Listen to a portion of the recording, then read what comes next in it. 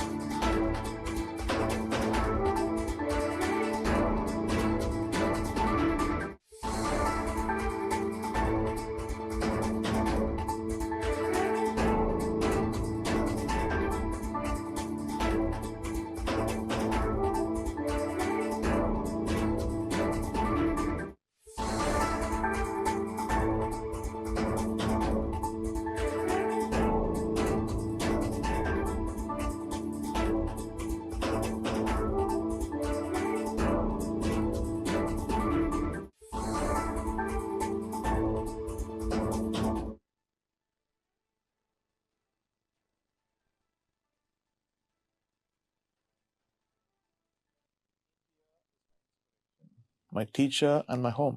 I understand that intentions can sometimes be misunderstood, but my purpose has always been to uplift, honor, and serve through music. I have never wished to cause pain, and I hope my sincerity is felt. I feel blessed to be Indian, which enables to create a space which always allows freedom of expression and celebrates multicultural voices. From nurturing Jala, presented at the Wave Summit in front of the Honorable Prime Minister and Ruhi Noor, to collaborating with the young Naga musicians to create a string orchestra, to mentoring the Sunshine Orchestra, also building Secret Mountain, India's first multicultural virtual band, and the honor of scoring Ramayana alongside Hans Zimmer. Each journey has strengthened my purpose.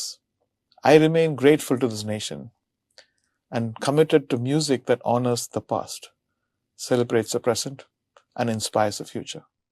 India is my inspiration, my teacher, and my home. I understand that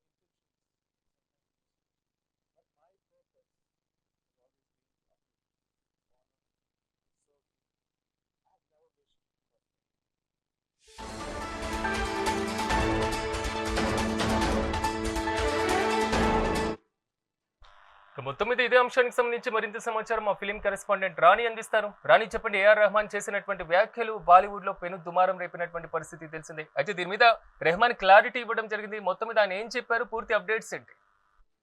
యాసిరాజ్ మనం చూసుకున్నట్లయితే కొన్ని రోజుల క్రితం AR Rahman చేసిన వ్యాఖ్యలైతే అటు బాలీవుడ్ లో తీవ్ర చర్చకు దారితీసాయని చెప్పాలి. అయితే ఆయన ఒక ఇంటర్వ్యూలో మాట్లాడుతూ కూడా అంశాలు ఏవైతే ఉన్నాయో కొన్ని మతపరమైన అంశాలను కూడా ఆయన ప్రస్తావించడం జరిగింది. తనకు అవకాశాలు తగ్గడానికి కూడా పలు కారణాలు ఉండొచ్చని, అందులో మతం కూడా ఒక కారణం అయి ఉండొచ్చేమోనని ఆయన వ్యక్తం చేయడం జరిగింది. అయితే ఈ వ్యాఖ్యలు సోషల్ మీడియాలో వైరల్ అయ్యాయి. అలాగే బాలీవుడ్ నుంచి కూడా కొన్ని భిన్న స్పందనలు కూడా వ్యక్తమవుతూ వచ్చాయి ఇప్పటి వరకు. కొందరైతే మద్దతు తెలుపుతూనే, మరికొందరైతే ఈ వ్యాఖ్యలను తీవ్రంగా తప్పుపట్టారు. అసలు మతం ఎందుకు వస్తుంది ఈ ఇండస్ట్రీలో?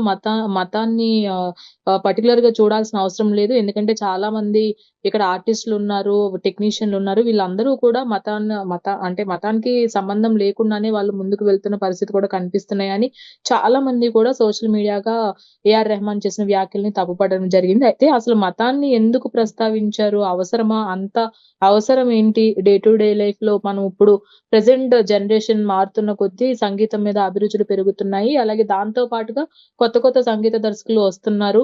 వాళ్ళ మ్యూజిక్ నచ్చడంతో వాళ్ళకి అవకాశాలు వస్తున్నాయి అనే అంశంలో ఎందుకు చూడట్లేదు అనే ప్రశ్నలు కూడా కొన్ని లేవనెత్తడం జరిగింది. అయితే ఈ రోజు తన వ్యాఖ్యలపై కూడా వివాదం ముదరడంతో ఏఆర్ రెహమాన్ స్పందించడం జరిగింది. ఆయనే ఒక వీడియో కూడా రిలీజ్ చేయడం జరిగింది. తన వ్యాఖ్యలను వక్రీకరించారని స్పష్టం చేస్తూ కూడా ఒక వీడియో సందేశాన్ని ఆయన సోషల్ మీడియా వేదికగా రిలీజ్ చేశారు. అయితే తను ఎప్పుడూ కూడా ఎవరిని బాధ పెట్టాలనుకోలేదని వీడియోలో రెహమాన్ మాట్లాడుతూ ఒక వీడియో నోట్ అయితే పంపించడం జరిగింది. భారత్ అనేది నాకు ఒక ఇల్లు లాంటిది. ఇక్కడే నేను సంగీతాన్ని నేర్చుకున్నాను. అలాగే ఈ భారతీయ సంస్కృతి కావచ్చు, సంప్రదాయాలు కావచ్చు నాకు గురువులు. నేను ఎప్పుడూ కూడా దేశాన్ని గాని, ప్రజల్ని గాని ఎప్పుడూ ఇప్పటి వరకు కూడా నేను విమర్శించలేదు. భారతదేశం అంటే నాకు ఎప్పటికీ ఒక స్ఫూర్తి ఉంటుంది అని కూడా ఆయన ఆ వీడియోలో మెన్షన్ చేయడం జరిగింది. అలాగే సంగీతానికి, కళాకారులకు గౌరవం తగ్గిందన్నదే నా ఉద్దేశం. కానీ ఒకప్పుడు సంగీతానికి ఉన్న ప్రాధాన్యం ఇప్పుడు తగ్గుతోంది. కమర్షియల్ అంశాలే ఎక్కువగా ఉంటున్నాయి. నా వ్యాఖ్యలు మతంతో ముడిపెట్టి చూడడం సరైంది కాదు. అలాగే నేను ఎప్పుడూ కూడా ఎవరిని బాధ పెట్టాలని అనుకోలేదు. కళా, సంగీతం, దేశం పట్ల నా ప్రేమ ఎప్పటికీ మారదు.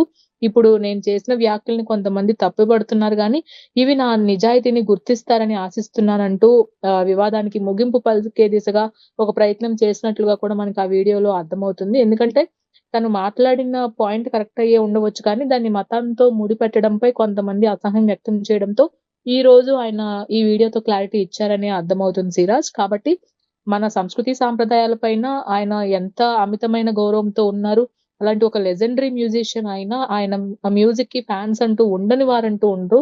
కాకపోతే ఒక ఇంటర్వ్యూలో తప్పు దొర్లడంతో దానికి ఈ రోజు ఫుల్ స్టాప్ పెట్టే విధంగా కూడా తన నిజాయితీని గుర్తిస్తారని భావిస్తూ కూడా ఆయన ఈ వీడియో రిలీజ్ చేయడం జరిగింది. కాబట్టి ఏఆర్ రెహమాన్ ఆ వ్యాఖ్యల్ని రైట్. వెనక్కి తీసుకోవడం, అలాగే ఆయన క్లారిటీ ఇవ్వడం అనేది ఇప్పుడు చర్చనీయాంశంగా మారింది Sreeraj. Right Rani, thank you.